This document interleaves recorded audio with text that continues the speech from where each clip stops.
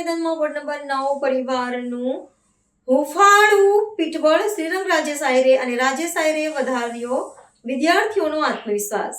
કહેવાય છે કે શુભ શરૂઆત એ અડધી સફળતા છે। આજે જ્યારે સમગ્ર ગુજરાતમાં બોર્ડની પરીક્ષાનો પ્રારંભ થયો છે ત્યારે વડોદરાના વોર્ડ નંબર 9માં કંઈક અલગ જ દ્રશ્યો જોવા મળ્યા। પરીક્ષાના ટેન્શન વચ્ચે પણ વિદ્યાર્થીઓના ચહેરા પર સ્મિત રેલાવાનું ભગીરથ કાર્ય યુવા કોર્પોરેટર શ્રીરંગ રાજેશ આયરે અને કર્મઠ નેતા રાજેશ આયરે દ્વારા કરવામાં આવ્યું હતું। ત્યારે આ પ્રસંગે વોર્ડ 9 મહામંત્રી ઉમેશ જોશી, પૂર્વ કોર્પોરેટર પૂર્ણિમાબેન આયરે, હેમલતાબેન ગોર, શિક્ષણ સમિતિના સભ્ય વિજય પટેલ, નૈનાબેન બારોટ સહિત મહાનુભાવો ઉપસ્થિત હતા। કુમકુમ તિલક અને ગોળધાણા સંસ્કાર અને સફળતાનો સંગમ।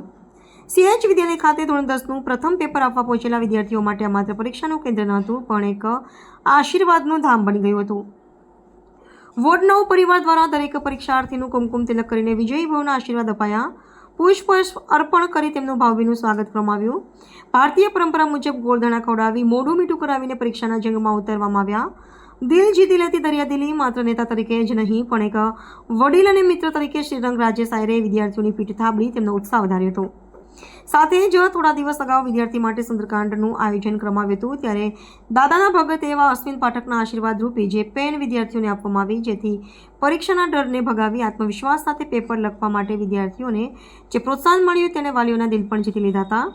આયરે પરિવારની અનોખી પહેલે સાબિત કરી દીધું છે કે રાજકારણથી ઉપર ઉઠીને જ્યારે સામાજિક જવાબદારી નિભાવવામાં આવે ત્યારે જ ખરા અર્થમાં સમાજનું ઘડતર થાય છે। છેલ્લા 25 વર્ષથી CH વિદ્યાલય પહેલાં તો જોતા હતા કે નિલેશ સાહેબ, હવે અંકુરભાઈ, એવી રીતના અલગ અલગ અમારા વિસ્તારમાં વિદ્યા મંદિર હશે, CK પ્રજાપતિ હશે, સાથે સાથે ગોત્રી સ્કૂલ છે અને CH વિદ્યાલય તો અમે વર્ષોથી અહીંયા છે।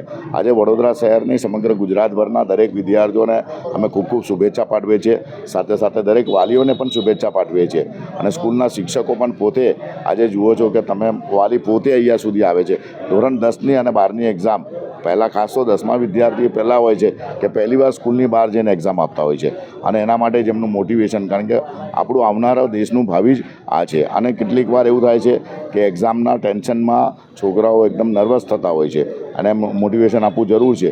એટલે તમે જુઓ કે સ્કૂલના લોકો હશે, સાઈનાથ ચેરિટેબલ છે, ભારતીય જનતા પાર્ટીની સમગ્ર ટીમ છે કે જે લોકો દ્વારા ગોળધાણા છે, ગુલાબ છે, ચોકલેટ છે, પેન છે, દર વખતે સાયનાથ એજ્યુકેશન પેન તો એ લોકોને આપે છે।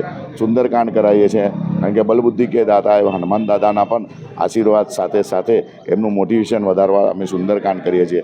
એક્ઝામ પછી એ લોકો પાસ થાય એમના એ લોકોને તમે જુઓ કે દરેક છોકરાઓને અમે એમના મેડલને શીલ્ડ આપીએ છીએ, તો નોટબુકોનું વિતરણ કરીએ કારણ કે એજ્યુકેશન, સાયનાથ એજ્યુકેશન તો એજ્યુકેશન સાથે છે જ પણ સાથે સાથે શ્રીરંગ અને અમારી સમગ્ર ટીમ જે ભારતીય જનતા પાર્ટીના આજે તમે જુઓ કે શહેર સંગઠનમાંથી અમારા આવેલા એવા ખુશ્બુબેન છે, ઉમેશભાઈ છે, શ્રીરંગ જે કોર્પોરેટર છે, અમારા પૂર્ણિમાબેન આયરે છે, સાથે હેમલતાબેન ગોર છે, નૈનાબેન છે, એજ્યુકેશન કમિટીના વિજયભાઈ છે, સમગ્ર સાયનાથની ટીમ, સમગ્ર ભારતીય જનતા પાર્ટી ટીમ અને બધા જ વાલીઓ પણ અહીંયા અને સ્કૂલના સૌ લોકોને, સૌ ટીચર્સો પણ આજે બધાને મોટિવેશન આપવા માટે અહીંયા હાજર હતા।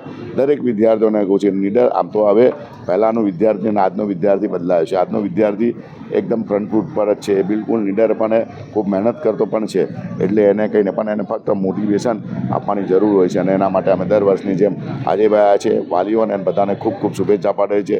Best of luck. જય સાઈનાથ, જય શ્રી કૃષ્ણ। સમગ્ર ગુજરાતભરની અંદર જ્યારે બોર્ડની એક્ઝામ શરૂ થઈ રહી છે, 10મા અને 12માના વિદ્યાર્થીઓની જ્યારે પરીક્ષાઓ શરૂ થતી હોય તો તેમને પ્રોત્સાહન પૂરું પાડવા માટે અમારા માધ્યમથી જે સુંદરકાંડનું એક આયોજન કરવામાં આવે છે કે જેની અંદર બલબુદ્ધિના દાતા, વિઘ્નહર્તા એવા તમામ જે દુઃખોને દૂર કરે છે એવા હનુમાન દાદાનું પણ જે સુંદરકાંડનું આયોજન કરવામાં આવ્યું હતું।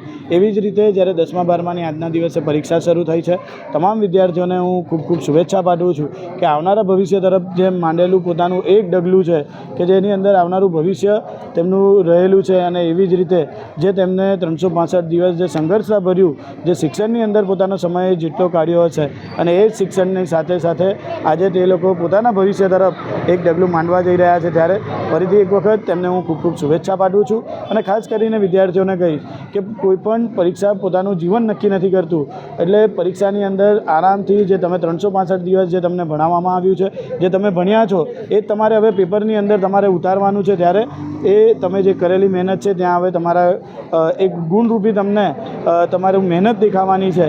તો એ જ માટે આજના દિવસે તમામ વિદ્યાર્થીઓને હું ખૂબ ખૂબ શુભેચ્છા પાઠવું છું।